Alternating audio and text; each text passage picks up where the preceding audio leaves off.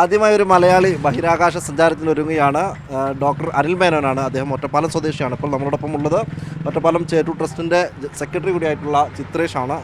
അദ്ദേഹത്തിന് ഈ കുടുംബവുമായി, അതായത് പാലാട്ട് കുടുംബാംഗമാണ് അനിൽ മേനോൻ. അദ്ദേഹത്തിന് ഈ കുടുംബവുമായൊക്കെ തന്നെ അടുപ്പമുണ്ട്. അദ്ദേഹം നമ്മളോടൊപ്പം ഈ സന്തോഷം പങ്കുവെക്കാൻ വേണ്ടി ചേരുന്നുണ്ട്. അടുത്തറിയുന്ന ഒരു കുടുംബം തന്നെയാണിത്. ചേറ്റൂർ ഫാമിലി പ്രത്യേകിച്ച് KPS ഫാമിലി അടുത്തറിയുന്ന കുടുംബം തന്നെയാണ്. സർ ചേറ്റൂർ ശങ്കരൻ നായരുടെ 170ാം ജന്മവാർഷികമാണ് ഇന്ന്.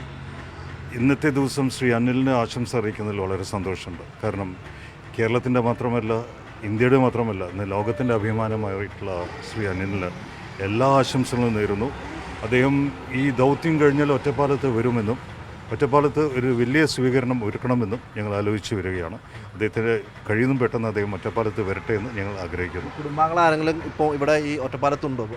അദ്ദേഹത്തിൻ്റെ കുടുംബാംഗങ്ങൾ ആരുമായിട്ട് ഒറ്റപ്പാലത്തില്ല. അദ്ദേഹത്തിൻ്റെ കസിൻസ് അല്ലെങ്കിൽ റിലേറ്റീവ്സ് ആയിട്ടുള്ള, അതായത് KPS ഫാമിലി, അവരൊന്നും ഒറ്റപ്പാലത്തുണ്ട്. അവർ ഇന്ന് ഒറ്റപ്പാലം പാലാട്ട് ഹൗസിൽ താമസിക്കുന്നുണ്ട്. എന്നാലും വലിയ സന്തോഷം തന്നെയാണല്ലേ? വളരെ സന്തോഷം.